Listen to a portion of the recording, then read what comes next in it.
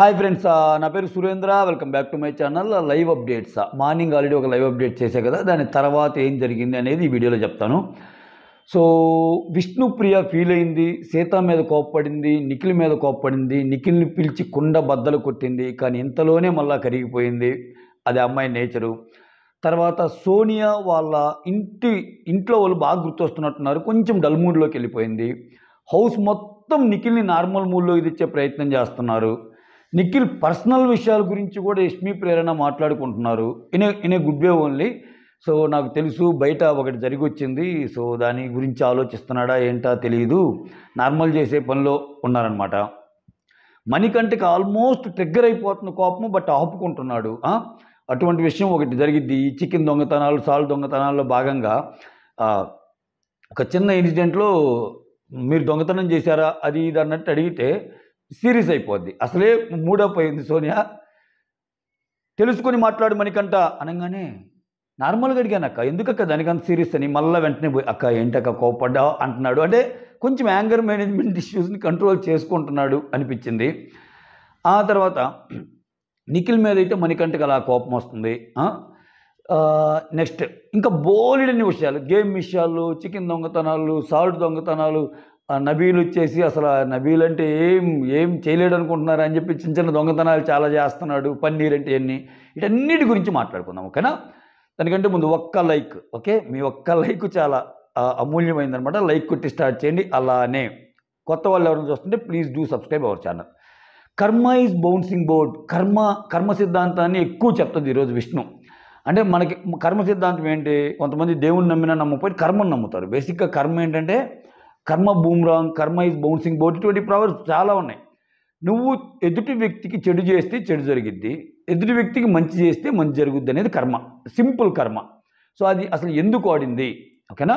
ఏ విషయంలో వాడింది మొత్తం మాట్లాడుకుందాం. నెక్స్ట్ విష్ణు సీత గురించి ఫీల్ అవుతూ ఉంటుంది. ఫీల్ అవుతూ ఉండే దీనికంటే ముందు జరిగినవన్నీ లైవ్ అప్డేట్స్ 1 వీడియోలో ఉంటాయి, చూడండి.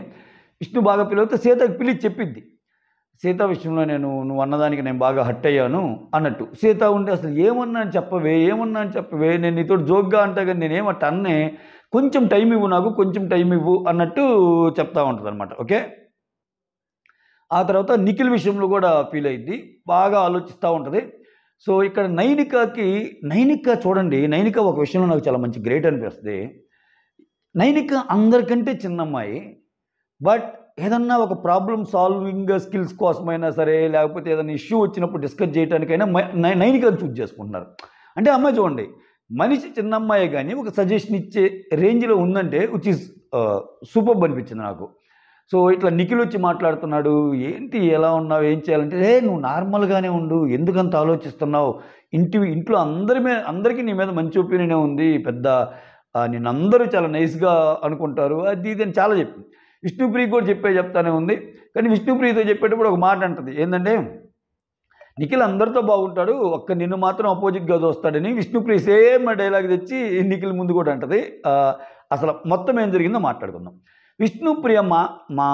విష్ణుప్రియ బాధపడింది ఎందుకంటే ఈరోజు ఆల్రెడీ కిచెన్ స్టార్ట్ అయిపోయాక కిచెన్ వర్క్తో ఫస్ట్ సీత నీ కప్పు లేదే ఇక్కడ, నిఖిల్ కప్పు తెస్తున్నాను, నిఖిల్ ఎలా వాడుకోడు కదా అని చెప్పి నిఖిల్ కప్పులో సీత టీ తెచ్చేస్తే అక్కడ కూర్చున్నప్పుడు ఏమో నోరు గురించి మాట్లాడతారు. ఎప్పుడు ఏం మాట్లాడాలో తెలియదా ఏంటి అన్నట్టు. సో మాట్లాడతా సీత ఒక డైలాగ్ అంటదంట. ఏమంటదంటే, నేను ముందు నుంచే డిసైడ్ అయ్యాను, విష్ణు వేసే జోక్స్ అసలు మనసుకు తీసుకోకూడదు, ఏదేదో మాట్లాడిద్ది అన్నట్టు అనిందంట. సో అది కూడా ఆ మనిషి ముందుంది అంటే ఈ విషయం కూడా నైనికాకి చెప్పింది. ఫస్ట్ సీత వచ్చి చెప్పదు ఏం బాధపడ్డానని. తర్వాత సీత వెళ్ళిపోయాక నైనికాని కూర్చోబెట్టుకొని నాకు క్లారిటీ ఇవ్వు, నేను ఇట్లా అడగాలనుకుంటున్నాను, ఈరోజు కుండ బద్దలు కొట్టాలనుకుంటున్నాను. సో సీత కానీ నిఖిల్ గారి విషయంలో ఏందక్క అసలు ఏం జరిగిందని అప్పుడు చెప్పింది. నేను ముందు నుంచి డిసైడ్ అయ్యాను, విష్ణు వేసే జోక్స్ అసలు మనసుకు తీసుకోకూడదని అని తిననిందంట.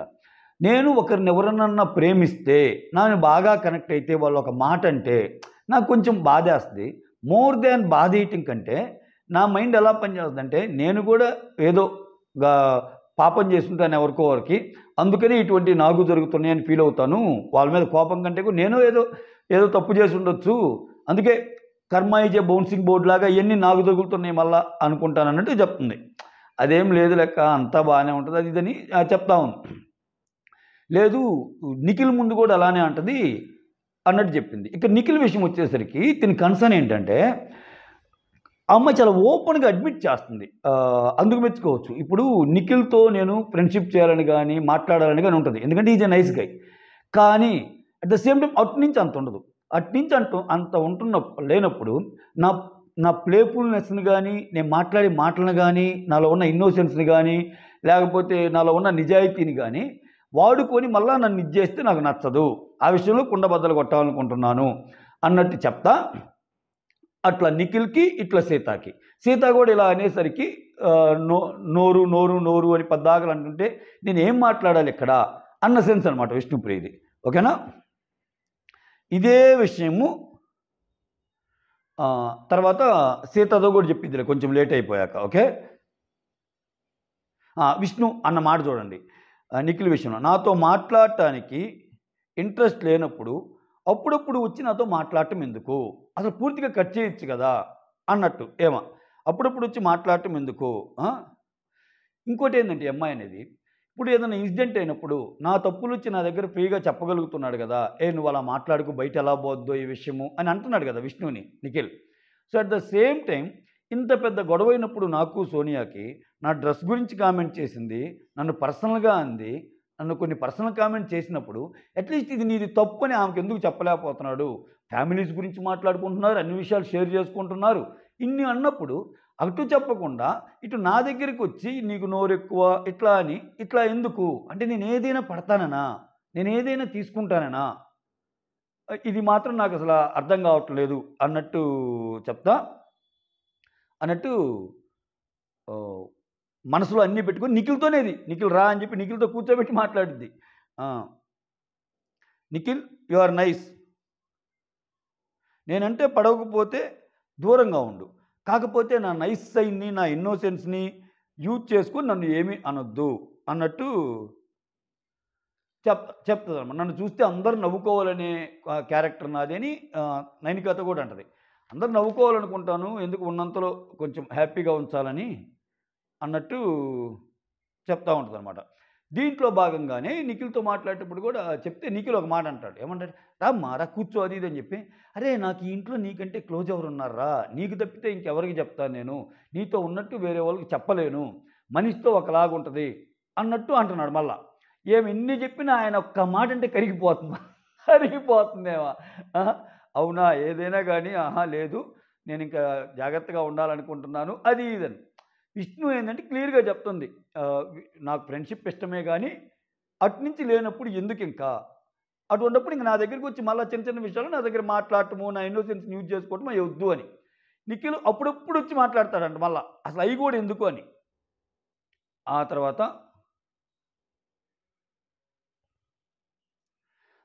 ఈ ఇంట్లో దొంగతనం చేద్దాం అంటాడు మణికంఠ నిఖిల్. ఇప్పుడు మణికంఠ ఏంటంటే ఇప్పుడు ఫుడ్ లేదు కదా, మణికంఠ వాళ్ళకి ఏం పంపాడు బిగ్ బాస్, జస్ట్ వెజిటేబుల్స్ పంపి వాటి ఓట్ని బాయిల్ చేసుకొని తినమన్నాడు, కర్రీ గిరీ లేకుండా కూడా. అందుకని విష్ణుప్రియ ఏమంటుందంటే, అరే మణికంఠ వాటిని ఓన్లీ బాయిల్ చేసుకుని ఏంటంటారా, నీకు చాలా వెజిటేబుల్స్ వచ్చినాయి కదా అవి మాకు ఇచ్చేసి మేము కర్రీ చేసి నీకు కొంచెం పెడతానంటది. బట్ అట్లా ఒప్పుకోడు కదా బిగ్ బాస్. సో మణికంఠకి ఏంటంటే అన్నీ దొంగతనం చేయాలని ఉంటుంది, ఏదైతే అదైందని చెప్పి కొంచెం ఆయన ఈరోజు నాకు ఈ యాంబియన్స్ నచ్చడం లేదు అది ఇదని కొంచెం మూడ్ స్వింగ్స్ కనపడ్డాయి. ఒరే నాయన మళ్ళీ ఆయన వేరే లెవెల్కి వెళ్తాడేమో అన్నట్టు అనిపించింది నాకు. మళ్ళా నార్మల్ మూడ్లోకే వచ్చాడు. నిఖిల్ దగ్గరికి వెళ్ళి మనం దొంగతనం చేద్దాం, నువ్వు మా కెప్టెన్ కదా, మా చీఫ్ కదా అంటే, ఒరే బాబు నువ్వు చేయరా, నాకు ఆ ఏనేంది దొంగతనాలన్నా గేమ్లన్నా ఎలా మాట్లాడుతున్నా అంటే నాకు ఇటువంటి అలవాటు లేదు, బయట కూడా ఇటువంటి పర్సన్ కాదు, నేను ఎప్పుడు ఒకరికి పెట్టించేయ కానీ ఇట్లా అంటున్నాడు. ఒరే నాయన అంటే అభయ్ మాట్లాడటానికి వచ్చినప్పుడు కూడా ఈరోజు మ్యాక్సిమం హౌస్ అంతా నిఖిల్ గురించే. నిఖిల్ అలా ఉన్నాడు నార్మల్ మూడ్లోకి తేవటానికి.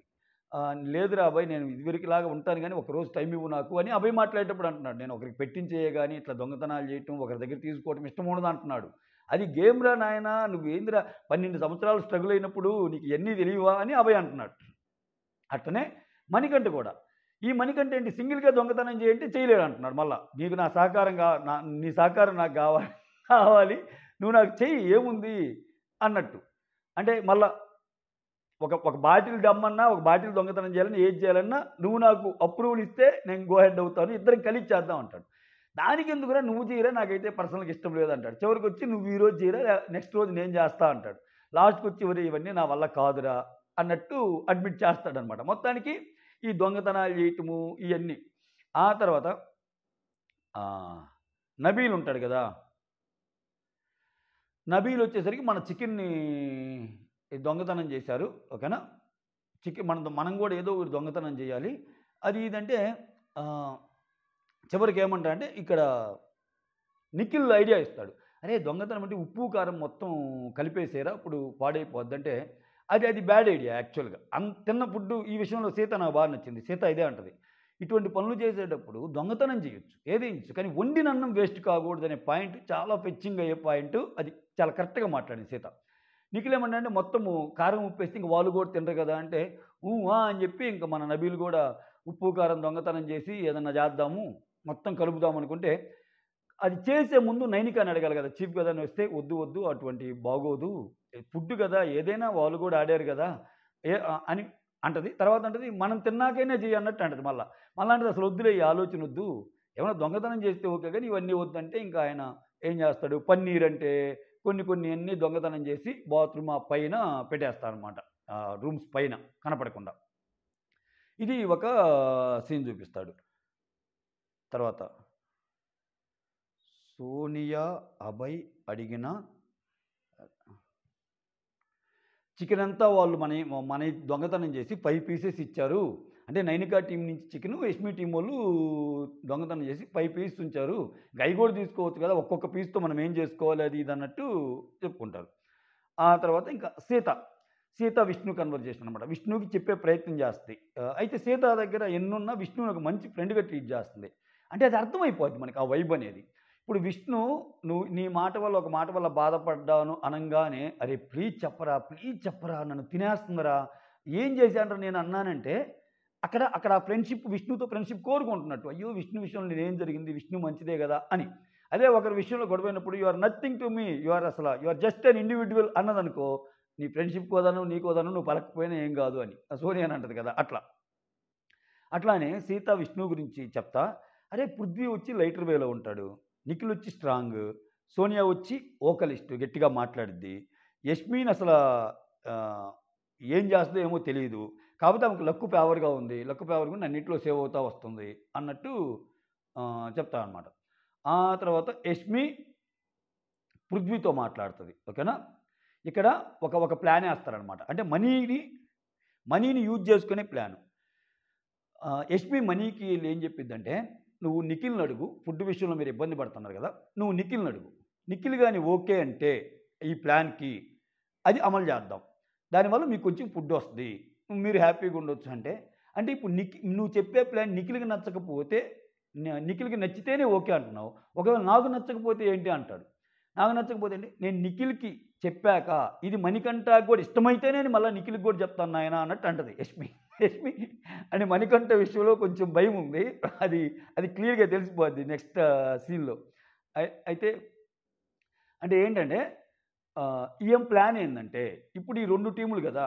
యష్మి టీమ్ ఒకటి, నైనికా టీమ్ ఒకటి గదా! వీళ్ళు వేరే టీమ్ నుంచి దొంగతనం చేయాలి గదా! ఆ దొంగతనం చేయటానికి వేరే టీమ్‌ని యూజ్ చేసుకుందాం అనేది యష్మి ప్లాన్. అది తర్వాత పృథ్వీకి రివీల్ చేస్తది. పృథ్వీకి చెప్తది. అది నా ప్లాన్ రా వీళ్ళిద్దరిలో మనీని గాని పంపిస్తే ఆబ్వియస్‌గా దీనికి మరి నిఖిల్ ఒప్పుకుంటాడన్నప్పుడు ఇద్దరు నో అంటారు. నిఖిల్ ఇటువంటి వాడికి ఒప్పుకోడని నాకు తెలుసు. సో, అందుకే మనీకి చెప్పాను. అది కూడా మనీకి చెప్పేటప్పుడు నిఖిల్ ఇంటుండగానే చెప్పానన్నట్టు చెప్తది. ఆ! కానీ ఎంతవరకు ఒప్పుకుంటాడో తెలీదన్నట్టు. అలానే మణికంఠ వెళ్లి అడుగుతాడు. నిఖిల్ అదేం వద్దు, ఈరోజు ఏం వద్దు, ఇటువంటియి రేపు చేద్దాము అవసరమైతే అన్నట్టు అన్నాడు. అదే మ్యాటర్ తీసుకొచ్చి యష్మికి చెప్తాడు. నిఖిల్ ఒప్పుకోవటం లేదు, ఈరోజు వద్దన్నాడు ఈటికని. అయితే ఇక్కడేమో చూడు, మణికంఠని వాడి ఓకేనా? దొంగతనం గాని ఏదన్నా సరే చేసి చేసే ప్రాసెస్‌లో ఏదైనా ఫిజికల్‌గా ఏదైనా గొడవలైనా ఎవరికి నైనికా టీమ్‌కి, మీ టీమ్‌కి మధ్యలో నా టీమ్ నుంచి ఒక ఇద్దరిని పంపిస్తాను. ఫిజికల్‌గా ఉన్నాడుగా మన పృథ్వీ ఈళ్ళందరూ. పృథ్వీ ఇట్లా ఇయన్నీ ఈ ప్లాన్ అంతా చెప్పింది. పృథ్వీ పృథ్వీ ఏమంటాడంటే, అసలా దొంగతనం చేపిచ్చేశాక వాళ్ళ వస్తువులేయన్నా అయి మనీ దగ్గర పెట్టేసి, మనీ మీద దొంగతనం వేసేస్తే సరిపోద్ది గదా! అప్పుడు మన టీమ్ మీదకి రాదు గదా! అన్నట్టంటే, ఒరేయ్ వద్దురా నాయనా నువ్వు భలేవాడివి. అంత ఎక్స్‌ట్రీమ్ విషయాలు మనీతో వద్దు. మళ్ళా ఆయన హర్ట్ అయ్యాడంటే ఎక్కడెక్కడ ఆయన హర్ట్ అయితే కష్టం స్వామి. నేను ఆల్రెడీ మనీని పిలిచి మాట్లాడానురా. సో, మీకు మీకు తినే ప్లాన్ ఒకటుంది. సో, ఇలా చేద్దామని నేను ఆల్రెడీ అడిగాను. నిఖిల్‌ని గూడా అడగమన్నాను. నిఖిల్‌ని అడిగినా రేపు చేద్దామన్నాడని ఆల్రెడీ చెప్పాడు. ఇట్లాంటియొద్దు. అంటే ఇంత ఎక్స్‌ట్రీమ్ విషయాలు ఇంత ఎక్స్‌ట్రీమ్ విషయాలు వద్దు అంటది. అంటే ఆ దొంగతనం ఈళ్ళు ఎవరు దొంగతనం చేసినా అవి మనీ దగ్గర పెట్టి మనీనే దొంగతనం చేశాడు అని ప్రూవ్ చేయటం అనమాట ఇతను. అది తెలిస్తే ఆయన అసలు ఇంకా వేరే లెవెల్‌కెళ్ళిపోద్దిరా నాయనా అన్నట్టు ఆలోచిస్తే ఎందుకంటే దానికి ముందే గొడవైంది గదా! అది ఆల్రెడీ ఈరోజు ప్రోమోలో కూడా చూసాం మనం. ఇంకంటే ప్రోమో అనాలిసిస్ ఏముంది అంతా నానుతున్న విషయం ఏదని చెప్పలేదు. ఎవరెవరికి సీతాకి, మనీకి జరిగే విషయంలో 250 గ్రామ్స్ అని అక్యురేట్ కంటే కొంచెం ఇదిగా ఉన్నప్పుడు ఈమె కన్సిడర్ చేయదు. 250కి, 280కి తేడా ఎన్ని చూసుకుంటాను అసలు శనివారం అది ఇది అంటాడు అసల. అంటే సరే కానీ సంచాలక్కి ఫైనల్ అని ఆమంటది. మళ్ళా ఎందుకులే ఇప్పుడు ఇయన్నీ తప్పు మీద తప్పు చేస్తే ఎందుకేనా ఆయన ఇంక మళ్ళా మొత్తం ఎత్తుతాడేమో అన్నట్టు ఆలోచిస్తదనమాట యష్మి. ఆలోచించి పృథ్వీతో చెప్పిద్ది లేదురా నార్మల్‌గానే ఇది చేద్దామని. ఇంకా నిఖిల్ బాధని పోగొట్టడానికి అభయ్ అంటే నెక్స్ట్ మనీ కూడా ట్రై చేస్తాడు. మనీ కూడా అదే చెప్తాడు. నిఖిల్‌ని కన్విన్స్ చేసుకొని అంటే ఏం చేసేది వాడసలు మూడీగా ఉన్నాడు. చాలా డిప్రెషన్‌లో ఉన్నాడు. నాకేం అర్థం కావటం లేదు. అసలు గేమ్ ఆడమన్నా గానీ రావటం లేదు అన్నట్టు మణికంఠ కూడా చెప్తాడనమాట. ఆ తర్వాత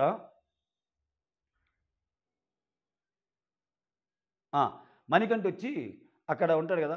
మీరు ఇలానే ఉండండి. మీ చికెన్ మీద దాడి చేస్తాను నేను అన్నట్టు అంటే యష్మి ఉండి ఏది చెయ్యి ఎలా దాడి చూస్తావు చెయ్యి అన్నట్టు. నువ్వు దాడి చేస్తే మా వాళ్ళు గమ్ముకుంటారా అన్నట్టంటే అక్కడ నవ్వుకుంటా ఉంటారు. ఆ ఎనక కెరటం టీమ్‌కి ఆరాటమే గానీ పోరాటం తెలీదు. కెరటానికి ఆరాటమే గానీ పోరాటం తెలీదు అన్నట్టు మాట్లాడుకుంటారనమాట.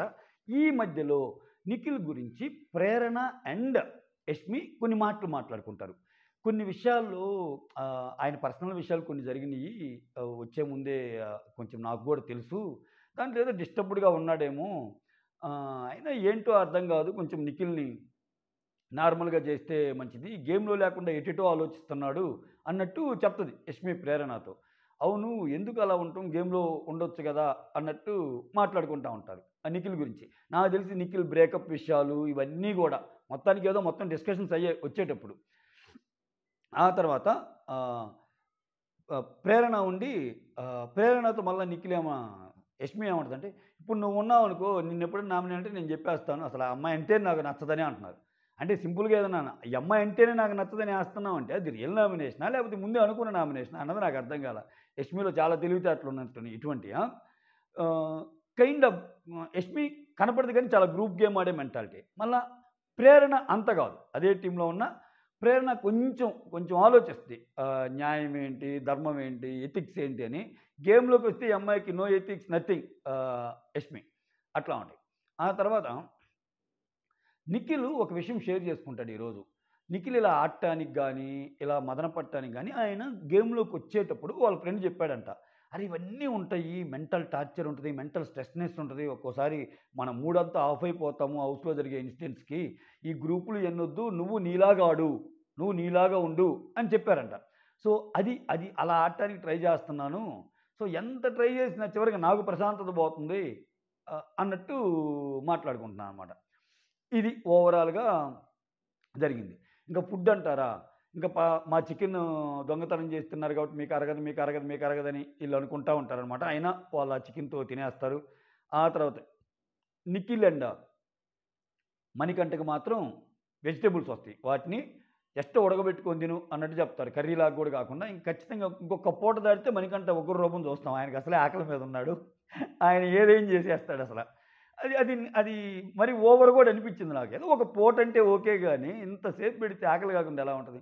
ఆ తర్వాత సాల్ట్ తగ్గింది అని Prerna pure veg. Prerna and Shekhar Basha. అందుకే అప్పుడప్పుడు వాళ్ళు అనుకుంటారు చూడండి. మనకేంది కొంచెం ఉల్లిపాయలు, కొంచెం ఆలు ఉన్నా చాలు అన్నట్టు అనుకుంటారు కదా! ఆ సాల్ట్ దాంట్లో తీసి పాకెట్లో తీసి డబ్బాలో పోస్తారనమాట. అతను ప్రేరణతో చెప్తాడు అబ్బాయి, సాల్ట్ ఏమైందిరా ఇంతకీ ఎవరు తీశారంటే, అది తీసి డబ్బాలో పోసాం దాని గురించి నువ్వు ఇంత థింక్ చేస్తున్నావు అన్నట్టు. కాకపోతే అదే సాల్ట్‌ని నబీల్ తీసుకోవడం కూడా చూపిస్తాడు.